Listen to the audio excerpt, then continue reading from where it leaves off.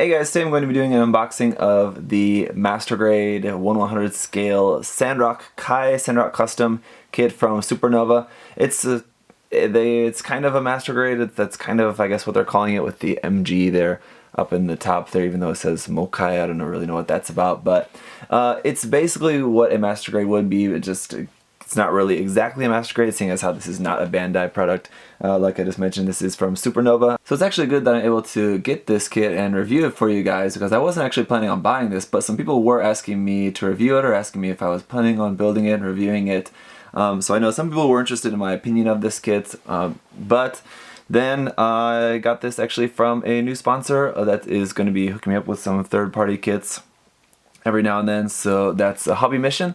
I talked about that in my previous video about kind of getting set up with them, but they're going to be selling third-party kits based out of China, and I believe some other stuff as well too, so you can check out their website. Their website will be in the information in the description section down below if you want to check that out, especially if you guys are living around this kind of area, Southeast Asia. I think they'll probably be a good source. So yeah, thanks to them, I'm able to just check this kit out and see how it goes. So I hope this unboxing and subsequent review will be helpful to some of you guys. Alright, so sorry for that little spiel, but just had to let you guys know that. Let's get into the unboxing here. You can see on the front of the box, this is SuperNova's second in the series. They did the Ultron or Nataku kit before. I actually liked that one more than this one, but I didn't end up getting it. I just kind of passed because I have more than enough things to work on. But this one is in a similar style, very sharp and edgy and pointy, kind of like very similar to the EW kit, the EW design, but it's just modified here and there. So I know the frame of these is kind of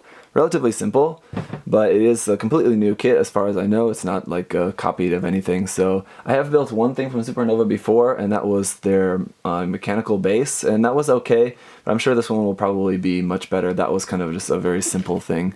Really nice box art here though, just simple. You can see what the kit looks like when it's all painted. We have just some things here and there, kind of a Master Grade-esque looking logo. And then here on the bottom you can see there's what the shoulder armor looks like, as well as the shields. You have two shields instead of just the one. And then you can see the front and the rear.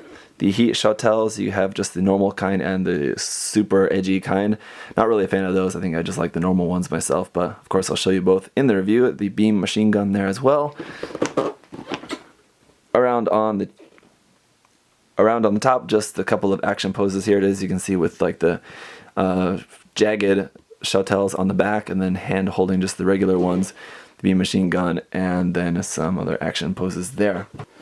So this is actually like exactly how Dragon Momoko's kits used to be before their most recent couple, where there's the outer box is like that, and then you have this more rigid, solid inner box here with all of your runners and everything, and then a loose piece. I think that's for a stand. I think you get like a little support stand for this. So let me dig through here. Looks like we do also have some clear blue parts for the heat shotels instead of clear red. That's interesting. Here's our regular silver ones. Here's another cool thing you get with this is this base. It's kind of very metal build style. You get these, I believe, as far as I can remember, with like some of the Bandai metal build figures. And so it just has the Sandrock Custom there. And for some reason I also got one for the Nataku on here. I don't know if maybe they didn't include this with like the original Nataku kit, so they wanted to just throw it in here for the people who maybe had bought that kit. But if you don't have the Nataku, then I don't know what you do with that, but you can just kind of keep it. Maybe I'll have to get the Nataku later or something. We've got some foil stickers here. It looks like mostly for eyes and cameras for the most part there. And they look okay. I'll let you guys know how those work. Usually third-party foil stickers don't work as well as Bandai ones, but I'll try those out, let you guys know in the review. We do also have a couple of pieces of like cloth for the cloak, so I didn't know that was included as well. So again, not sure how well that's going to work. The Bandai one in the old 1/100 scale kit, that one that came with cloth, worked kind of okay. This one, we'll have to see if it works any better. We have some waterside decals here. These are model decal. These are just Chinese third-party decals.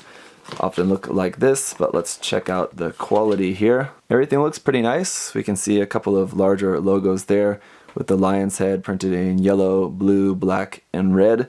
And then everything else is just either in white or red, and then there's a little bit of gray there.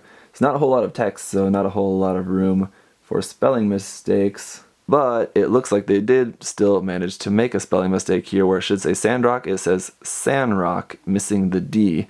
And it's the same thing down here as well. I'm not sure if that was on purpose to avoid copyright infringement, possibly. But you'd think that'd be a pretty obvious one. So let's take a look at the manual here. There you can see just the front, a nice cool pose there. Again, that's just a painted build of the actual kit, so that's cool. They're not using like a CG render or painted artwork or anything. It's an actual photograph of the kit. You can see exactly what it's going to look like. Like usual, we just have a parts list here through the front, and then it's just on through the construction. And it looks like, yeah, this inner frame does look pretty simple, which is fine. I mean, as long as it does what it needs to do, and it looks good on the outside with the armor, then that's kind of all I need to know. As far as I know, there's no mistakes in the manual. Sometimes third-party kits have some like typo or something in the manual that you need to look out for. As far as I know, there's nothing with this one, but I'll check, or I'll just find out as I'm putting it together if something's not going together right. I'll have to sort that out. But then you can see here at the end for mounting the different stuff. You can actually mount like the shields onto the shoulder armor, which is kind of interesting. And then at the back, it's just assembling the arm for the base. And then here is where all the stickers are going to be going, or all the water slide decals, I should say, all the decals. And then here is the stands there are actually to mount the blades onto there. I don't know, that looks kind of interesting. Not sure exactly sure what's going on with that. But then here is how to mount the cloth onto the kit there as well. So we'll check all that out in the review. Of course, here's just some more photographs of the kit. Again, very Dragon Momoko style. I have to wonder if someone from Dragon Momoko is working at this company or if they're combining forces or something. I don't know exactly, but let's check out a few of the runners. I'm going to do this a little bit different from normal. I'm not going to go through every single runner, but I'm just going to give you guys a look through a few of the runners just so you can get an idea of the quality. Alright, so after taking a look through some of them, I can tell you my first impressions is that the colors are very nice. So if nothing else, the colors that it's molded in are nice. So if you aren't planning on painting, you'll have a pretty nice finished product. But here's runner E1. So you can see here, this is MG02. I'm guessing this is their second master grade after the Nataku or Ultron. What did they call it? They called it the Nataku. Yeah, right. Okay, so then SuperNova 2017, made in China there at the top. And then if we take a look here closer, some of these details. You can see the details look pretty nice. Everything looks pretty sharp on that. There is a little bit of flash around on the edges of some of the parts. That's to be expected as well. You even get a tiny bit on some Bandai stuff as well, but you can see there's some sink areas in there as well, so just to get that nice and flat. Any flat, big, open flat surfaces like this, even that one's not very big, but on these third-party kits, I would definitely recommend getting a few sanding sticks and just make sure anything that's flat is sanded so that it's perfectly flat and you don't have the little sunken areas in there when you go to paint. Here's a look at runner F in a nice purple color for your darker purple. But as you can see, if you take a look at the manual, it definitely doesn't really match the color. In the manual, it definitely looks more blue. On the runner here, it's definitely more pure purple. But you can see some of the panel lines on this one, also not very wide, and they look plenty deep enough. So that looks good as well. Again, on some of these third-party kits, those panel lines are too wide for my taste, too large. But these look nice and thin, but well-defined. So the quality of those looks pretty good. The plastic quality itself, though, feels like it definitely feels like third-party plastic. It doesn't have the exact same feel as Bandai plastic, but as long as it sands okay and stays together well without the use of too much glue, then that's fine. A little bit of glue, though, shouldn't really be too much of a surprise. Here's a look at runner H, just to show you guys that the inner frame is actually molded in a metallic, silvery kind of gray.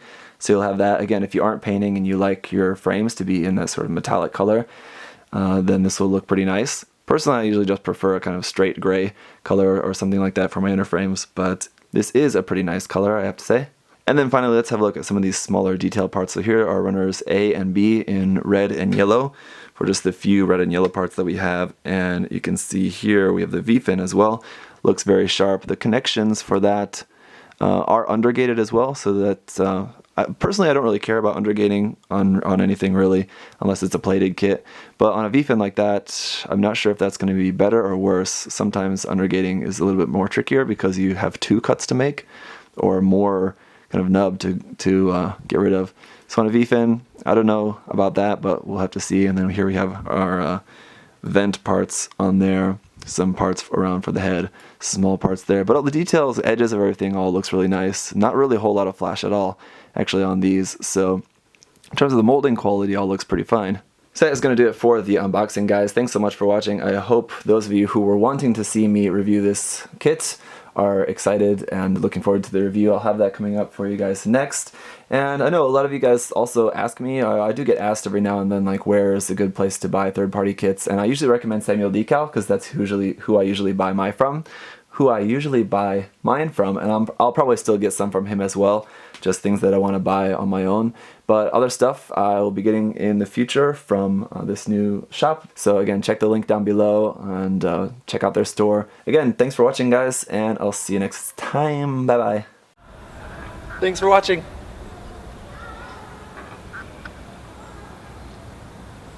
See you next time.